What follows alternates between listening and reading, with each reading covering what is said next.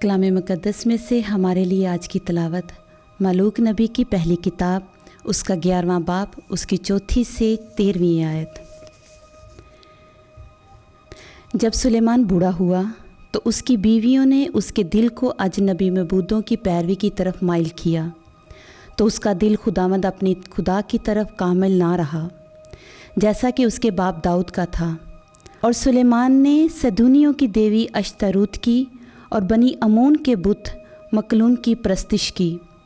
और सुलेमान ने खुदावंद की निगाह में बदी की और अपने बाप दाऊद की तरह उसने खुदा के पूरे तौर पर पैरवी ना की। तब सुलेमान ने मोआब के बुत कामोश के लिए उस पहाड़ पर जो यरूशलेम के सामने है और बनी अमोन के बुत मकलून के लिए एक ऊंची जगह बनाई।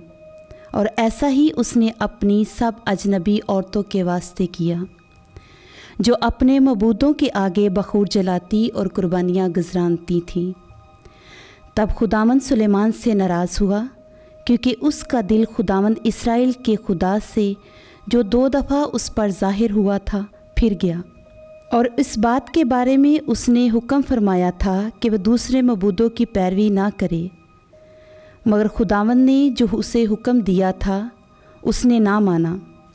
तो खुदावंद ने सुलेमान से कहा, चूँकि तूने ये किया है और मेरे अहद को और मेरे कवानीन को जिनका मैंने तुझे हुक्म दिया तूने नहीं माना, तो मैं तेरी सल्तनत तुझसे फाड़ डालूँगा और उसे तेरे खादम को दूँगा।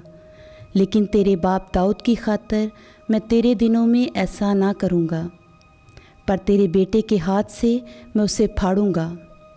और मैं सारी ममलकत को ना फाड़ूँगा, मगर अपने बंदे दाऊद की खातिर और यरूशलेम की खातिर जिसे मैंने चुन लिया, तेरे बेटे को एक कबीला दूँगा।